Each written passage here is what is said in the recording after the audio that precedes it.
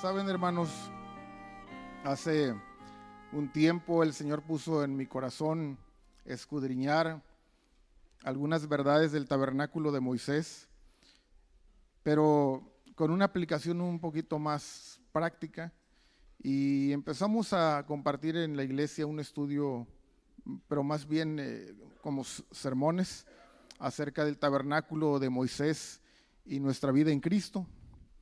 Y uno de los motivos que hay en esa serie de mensajes que el Señor puso en mi corazón es porque cuando alguien se convierte al Señor, una de las primeras preguntas que surge es: ¿y ahora qué sigue? ¿Ahora qué sigue? ¿Ahora qué más hay? Y miren, hermanos, hay algunos consejos que son buenos, que son lindos, y a veces vienen en folletos evangelísticos, incluso a veces en Biblias, y al recién convertido se le dice: lee tu Biblia con regularidad, habla con Dios por medio de la oración, reúnete en un lugar donde se predique la palabra de Dios y la Biblia sea la autoridad, y habla a otros de Cristo. ¿Alguien ha escuchado algo así? Es común, ¿verdad? Y son consejos lindos y son consejos buenos. Pero muchos se preguntan: bueno, ya me convertí al Señor, ¿y ahora qué sigue? ¿Qué hago? Esos consejos, hermanos, son muy lindos, pero la verdad es que el Señor nos ha dejado un mapa. El Señor nos ha dejado a través de las Escrituras los pasos a seguir en el Evangelio. Y los podemos ver, hermanos, y ustedes conocen estas verdades. Lo podemos ver a través de los días en Génesis, ¿verdad? Desde el día 1 hasta el reposo. Es el mapa de cómo Dios gradualmente quiere trabajar en nuestros corazones. Lo podemos ver en los hombres de fe de Hebreos, los 7 hombres. Lo podemos ver en las fiestas de Jehová. Y lo podemos ver a través del tabernáculo de Moisés. Y cuando nosotros vemos el tabernáculo de Moisés, hermanos, es importante recordar un poquito de doctrina. Pero miren, el tabernáculo de Moisés, que en su momento era algo muy literal, era en realidad, según el autor de Hebreos, figura y sombra de las cosas celestiales. Él mismo dice: si las cosas que eran figura y sombra fueron purificadas, así lo menciona el escritor de Hebreos, dando a entender, hermanos, que eso era una revelación de algo celestial. Y Hebreos mismo dice de Cristo que no entró en el santuario hecho de mano de hombre, sino en el cielo mismo. Entonces, hermanos, al ver el tabernáculo de Moisés, podemos entender los pasos celestiales de progresión en la caminata cristiana. Y yo quiero hoy ver un punto específico, pero y voy a hablar acerca del altar de bronce, pero quiero recordar el paso 1 y el paso 2 que había también en el tabernáculo, solo como algo de paso. Cuando el sacerdote entraba por la puerta, sabemos que eso significa, ¿qué, hermanos? Nuestra salvación, ¿verdad? Porque Cristo dijo: yo soy la puerta, el que por mí entrare será salvo. Pero después, ¿qué sigue, hermanos? Después de que eres salvo, ¿qué sigue en la caminata? La fuente. La fuente nos habla del lavamiento, porque el sacerdote lavaba sus manos y sus pies, ¿recuerdan? Y se veía en los espejos de la fuente de bronce. ¿De qué nos habla, hermanos? Que el cristiano, después de que nos convertimos al Señor, tenemos que pasar tiempo lavándonos en su palabra, como dice Efesios, en el lavamiento del agua por la palabra. Sí estamos haciendo eso, ¿verdad, hermanos? Todos los días nos estamos lavando en la palabra. No escucho muchos amén, pero es el plan. Es el plan. Pero luego viene un tercer paso en el tabernáculo: el altar de bronce. Y el altar de bronce, hermanos, nos recuerda algo muy, muy importante. Cuando usted, hermanos, ve una imagen del altar de bronce, una ilustración, tal vez en un diccionario, tal vez en alguna otra forma, generalmente, ¿qué vemos en el altar de bronce? Vemos un sacrificio, Vemos un animal siendo puesto sobre el fuego, vemos dolor, vemos sacrificio, vemos sangre. Eso es lo que vemos en el altar, ¿no es cierto? Hermanos, a través del altar de bronce el Señor quiere recordarnos un mensaje importante de la progresión y de la caminata cristiana. Y yo quiero recordar a través de, solo como una introducción al altar de bronce, recordar que el camino del Evangelio, escuchen esto, hermanos, esto es importante recordarlo y recalcarlo. Hermanos, el camino del Evangelio es el camino de la cruz. La cruz es la parte central del Evangelio. Tomar la cruz es vivir el Evangelio. La cruz es el Evangelio y el Evangelio es la cruz, hermanos. Y tenemos que recordarlo. Y tenemos que tenerlo presente. ¿Saben, hermanos? Cuando vemos la cruz en los evangelios, hablando específicamente de la cruz de Cristo donde Él fue crucificado, saben que las escrituras nos dicen que ese era el meollo de todo el plan de Dios. Ese es el meollo. Miren, quiero mostrar algo, esto es una introducción, pero vamos a 1 Pedro. 1 Pedro capítulo 1, verso 10 y 11. Pero vean esto que doctrinalmente es muy importante para ver desde una perspectiva correcta la cruz. No solo como un evento histórico, sino como un evento central en el plan de Dios. 1 Pedro 1:10.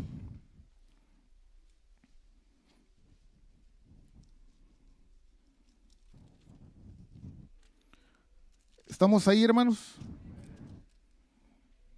Dice 1 Pedro 1:10, los profetas que profetizaron de la gracia destinada a vosotros, inquirieron y diligentemente indagaron acerca de esta salvación, escudriñando qué persona y qué tiempo indicaba el Espíritu de Cristo que estaba en ellos, el cual anunciaba de antemano los sufrimientos de Cristo y las glorias que vendrían tras ellos.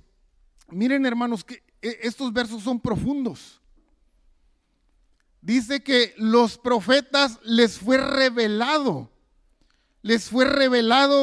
acerca de esa salvación. Es decir, hermanos, desde la antigüedad ya se vislumbraba esa salvación, el punto central del plan de Dios. Y miren lo que dice 1 Pedro 1:19. Dice, sino con la sangre preciosa de Cristo, o sea, siguen el mismo hilo del pensamiento, como un cordero sin mancha y sin contaminación, ya destinado desde antes de la fundación del mundo, pero manifestado en los postreros tiempos por amor de vosotros. Hermanos, ¿pueden ver este verso? Lo hemos leído, por supuesto, seguramente muchas veces, pero lo que nos está diciendo aquí, recordando, es que todavía no estaba la creación como tal, pero el Señor ya había destinado el cordero, ¿verdad? ¿Es lo que dice? ¿Por qué? Porque ese era el punto principal de su plan, la cruz. Quiero ir con ustedes, por favor, a Éxodo 27 para entrar en el tema del altar de bronce. Pero sí quise hacer una introducción acerca del mensaje de la cruz, lo importante que es este mensaje para nuestra caminata, para nuestra perspectiva cristiana. Éxodo 27, verso 1 y 2.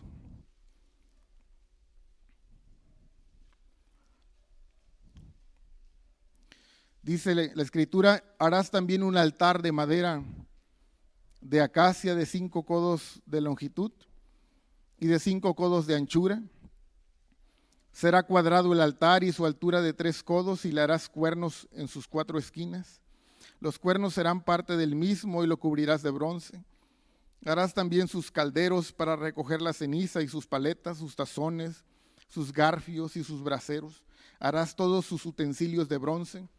y le harás un enrejado de bronce de obra de rejilla, y sobre la rejilla harás 4 anillos de bronce a sus 4 esquinas, y la pondrás dentro del cerco del altar abajo, y llegará la rejilla hasta la mitad del altar.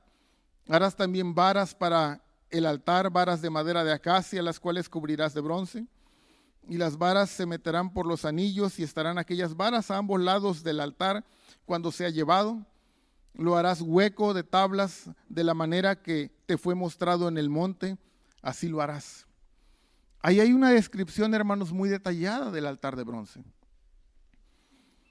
Permítanme solo comentar, hermanos, sabiendo que conocemos las figuras, la numerología y la tipología. Pero miren cómo el altar empieza a hablarnos de este tercer paso muy importante en la progresión cristiana.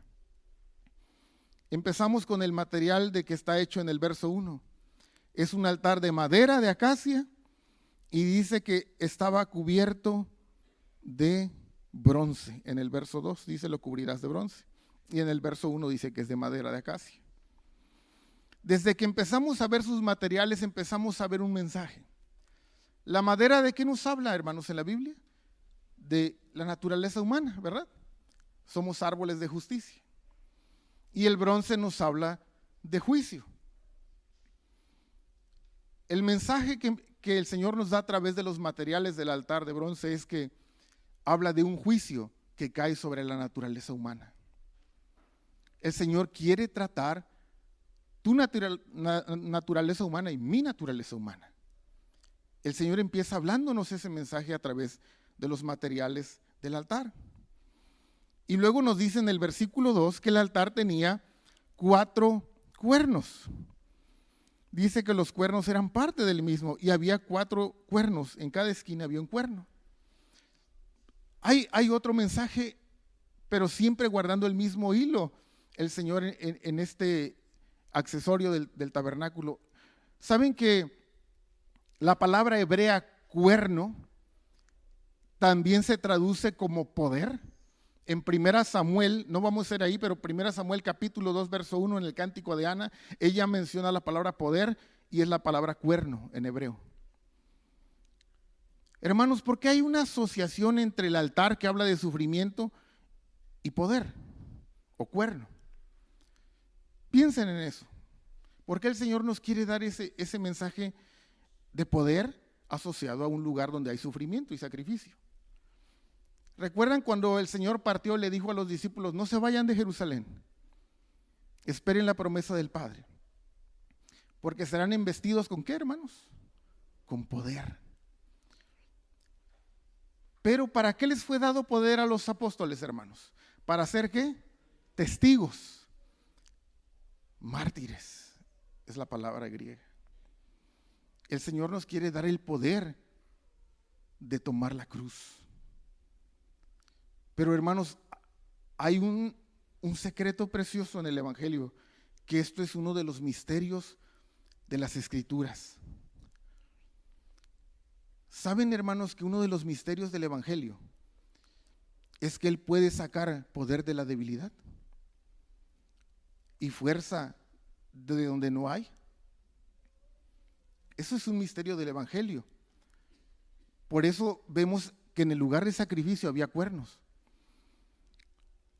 El Señor le dijo a sus discípulos cuando ellos no pudieron ayudar a un muchacho necesitado espiritualmente. El Señor le dijo a sus discípulos, este género no sale sino con oración y ayuno. Ayuno es tomar la cruz, es abnegación y está ligado a tener autoridad. ¿Quieres tener más gracia, más autoridad? Necesitamos la cruz. Es el mensaje que nos sigue dando el altar, que hay bendición en tomar la cruz. Sus medidas, en el verso 1 de Éxodo 27 dice que eran 5 codos de anchura y era cuadrado y su altura 3 codos. Vemos el número 5 y el número 3. El 5 nos habla de qué, hermanos, en la Biblia? La gracia. Y el 3, ¿recuerdan? De la divinidad. Dios Padre, Dios Hijo, Dios Espíritu Santo. En el altar vemos, hermanos, una revelación de la gracia de Dios. El Señor quiere darnos más gracia, pero para que recibamos más gracia necesitamos más de la cruz, más tratos, más del Señor trabajando en nuestros corazones. En Éxodo 27, 6 y 7 nos dice que había 2 varas para llevar o cargar el altar. Había 2 varas, hermanos. ¿De qué nos hablan esas varas? El número 2 en la Biblia nos habla de testimonio. ¿Recuerdan que todo asunto se decidía por 2 o 3 testigos? El 2 nos habla de testimonio, pero en el griego, como les comentaba hace un momento, testigo y mártir es la misma palabra. Nuevamente, a través de las varas vemos la misma verdad reiterada. La cruz, la abnegación, el sufrimiento, la abnegación, ser un mártir. No vamos a ir ahí, pero créanme que está ahí por tema de tiempo, pero el altar era cubierto cuando era transportado por dos cubiertas de cierto material. Está en Números 4, 13 y 14. Había una cubierta que era de púrpura y una cubierta que era de pieles de tejón. En la Biblia la púrpura nos habla de la realeza, ¿recuerdan? El color de la realeza. Y las pieles de tejón nos hablan de la humanidad. Bueno, ahí hay un mensaje. El mensaje del altar es que el sufrimiento de la carne nos hace reyes. El sufrimiento de la carne nos hace reyes. Hermanos, ustedes se han dado cuenta a través de estas figuras que es un mensaje muy claro el del altar. El mensaje del altar es que es un lugar de sacrificio, de aflicción, de tratos, de la cruz, de muerte. Es muy claro. Y miren, yo quiero hacer una pregunta, hermanos, que no espero que la contesten porque yo espero contestarla con algunos argumentos de la Biblia. ¿Por qué necesitamos la cruz? ¿Por qué necesitamos la cruz, hermanos? ¿Por qué el Señor diseñó un altar de bronce? ¿Por qué, hermanos? Cuando nacemos de nuevo, cuando aceptamos al Señor, la mayoría recordamos esta verdad de que nosotros somos como una casa. Está viviendo ahí el hombre viejo, la carne, la naturaleza caída, son sinónimos todos, se refieren a lo mismo. Pero Cristo viene en nuestros corazones y es como el bebé del pesebre, es un bebito. Pero aunque ya aceptamos a Cristo, ¿quién sigue gobernando la casa, hermanos? ¿El bebé Cristo o el hombre que vive según la carne? ¿Quién gobierna la casa? Todavía el hombre carnal. Todavía el hombre carnal. Hay 2 naturalezas, hermanos. Y miren lo tremendo de eso, de esa verdad. Es que en el cristiano hay una lucha de 2 naturalezas en nuestro interior.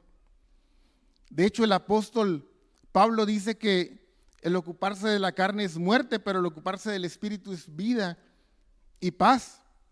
Eso lo dice en Romanos 8, 6 al 8. Pero algo que Pablo dice es increíble, pero es cierto. Él nos dice que los designios de la carne son enemistad contra Dios. Hay una lucha de naturalezas opuestas en nuestro corazón. Hay una lucha, hermanos. Y Gálatas nos dice que el deseo de la carne es contra el espíritu y el del espíritu es contra la carne, y estos se oponen entre sí. Para que no hagáis lo que quisierais, dice Pablo en Gálatas 5:17. Las escrituras, hermanos, nos muestran que hay una lucha de 2 naturalezas. Está el hombre viejo, un paréntesis, también la mujer vieja, y está el Señor. Hay 2 naturalezas ahí, hermanos. Miren, cuando Israel sale de Egipto, confronta una batalla con un ejército. Amalek, ¿recuerdan? Hermanos, ¿qué representa Amalek? Los niños se la saben por el concurso. La carne. ¿Pero por qué decimos que representa la carne? Porque según Génesis y según la genealogía de Amalek, Amalek era un descendiente de Esaú. Específicamente era su nieto, según las escrituras. Génesis 36:12. Dice que era nieto de Esaú, y Esaú representa la línea de la carne. Y miren, Amalek, hermanos, hizo batalla, guerra a Israel. ¿Alguna vez has sentido guerra aquí adentro? ¿Saben que esa es la realidad del cristiano nacido de nuevo? Cuando alguien no siente guerra aquí, deberíamos de pedirle, Señor, dame el nuevo nacimiento. Pero cuando sentimos guerra aquí entre las dos naturalezas, Señor, vence tú. Señor, reina tú. Porque es la realidad espiritual en nuestros corazones. Y miren, hermanos, esas dos naturalezas son tan diferentes y tan opuestas. Lo podemos saber por Gálatas, cuando habla de las obras de la carne, es toda la radiografía del hombre viejo. Descripciones feas, ¿verdad, hermanos? Pero la descripción y el currículum de la naturaleza de Cristo está en el fruto del Espíritu: amor, gozo, paz, paciencia, etc. Son dos listas o dos listados totalmente opuestos y diferentes. Yo vuelvo a preguntar, hermanos, ¿por qué necesitamos la cruz? Porque necesitamos que ese currículum feo de la carne ya no esté presente aquí. Porque necesitamos que el hombre viejo ya no gobierne. Porque necesitamos que la carne ya no reine más. Por eso Dios, en su amor, nos dio la cruz. Esa es la única respuesta. ¿Saben? Cuando no entendemos eso, hermanos, renegamos de los tiempos difíciles, de los valles y de las pruebas. Pero cuando lo entendemos, podemos ver con sabiduría cómo Dios, en su amor, lo permite para nuestro bien. Miren, les voy a contar algo. Lo que hace el hombre. Cuando un hombre es impaciente, no sé si ustedes conozcan a alguien impaciente, pero cuando alguien es muy impaciente y alguien humanamente te quiere ayudar, te dice: mire, señor, cuando usted sienta que va a salir fuera de sus casillas, por favor, cuente hasta 10. Cuente hasta 10. Mire, respire. Mire, contrólese, piense bien lo que va a decir antes de hablar. Es la forma humana de querer ayudar a un impaciente. Pero les voy a decir la forma del Señor. Un cristiano se acercó a su pastor y le dijo: hermano pastor, tengo problemas con la impaciencia. Soy muy impaciente, exploto. No sé si conozcan al primo de un amigo que sea así, pero así era ese hombre. Miren, el pastor le dijo: muy bien, vamos a orar. Y le dijo: Señor, mándale pruebas. Señor, mándale problemas, mándale tribulaciones. Dijo: hermano pastor, tribulaciones no, paciencia. El pastor le dijo: la tribulación produce paciencia. ¿Vemos la perspectiva, hermanos, tan diferente de lo que es el camino del Señor? Hermanos, por eso necesitamos la cruz, porque la cruz es la única forma en la que el Señor puede ayudarnos.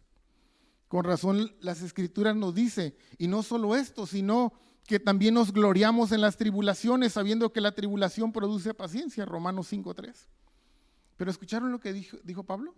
¿Nos gloriamos en las tribulaciones? ¿Nos gloriamos? ¿Por qué Pablo podía escribir algo así? Porque él sabía la bendición que era la cruz. Y Santiago dice: sabiendo que la prueba de vuestra fe produce paciencia. Santiago 1, 2 y 3. La prueba de nuestra fe produce paciencia, nos ayuda, las pruebas nos ayudan. Hermanos, es claro que la única forma de producir buen fruto es muriendo a la carne por la obra de la cruz que representa el altar. Y miren, hermanos, podemos hacer una comparativa.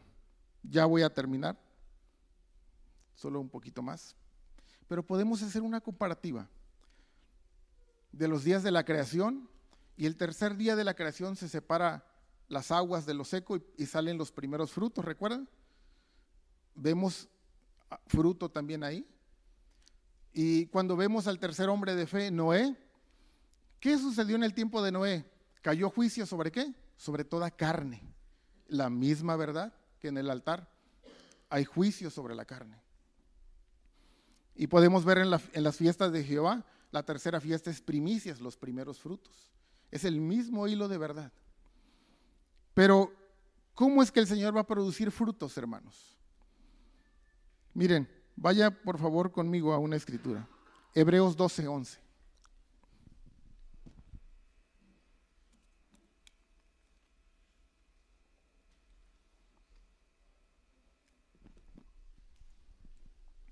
Hebreos 12:11.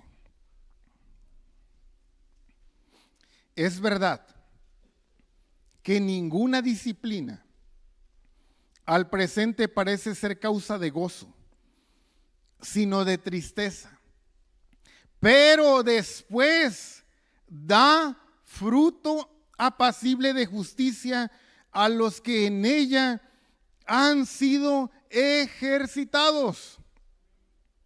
Fíjense lo que el escritor de Hebreos dice, hermanos. Dice que cuando estamos en tratos, en pruebas, eso no nos parece ser ninguna causa de gozo. En nuestra perspectiva humana no lo vemos como algo favorable. Pero en la perspectiva de Dios es algo bueno que va a dar buen fruto en nosotros. Hermanos, tenemos que abandonar esa perspectiva de qué mala suerte. O ¿por qué me dijo eso? O qué mal hermano, no me saludó, o me hizo una cara. Tenemos que tener la perspectiva de José el hijo de Jacob, que dijo, no fueron ustedes, fue Dios. Hermanos, es otra perspectiva. En lugar de decir, ya no voy a ir a la iglesia porque no me saludaron. Decir, Señor, gracias por trabajar en mi corazón. Lo necesito, Señor.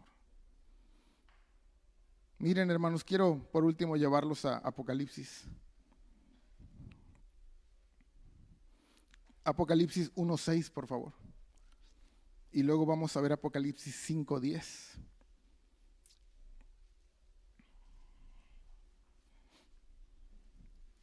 Dice Apocalipsis 1:6, y nos hizo reyes y sacerdotes para Dios su Padre.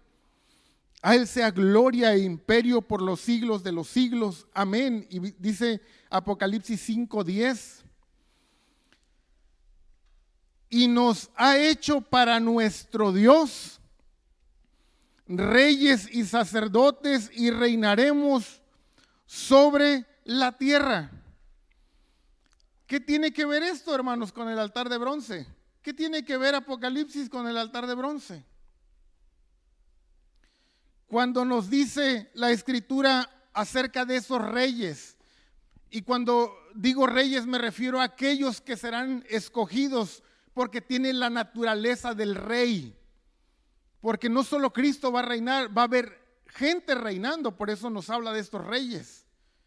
Pero cuando nos muestra la Escritura los reyes, aquellos conformados al Señor en su carácter, la Escritura enfatiza que fueron hechos reyes y nos hizo reyes. Quiere decir que fueron gentes sometidas a un proceso, a un trato, a sufrimiento, a pruebas. Y hermanos, este mensaje, lejos de ser un mensaje para desanimar, debe ser un mensaje para animar a aquellos que han perdido un ser querido, aquellos que han sido golpeados por la enfermedad, aquellos que están en valles y en pruebas y en sombra de muerte, porque eso el Señor lo usa como una bendición y un proceso para formar la vida de su Hijo en nosotros. Señor, gracias por tus tratos, por lo que has hecho y por lo que harás.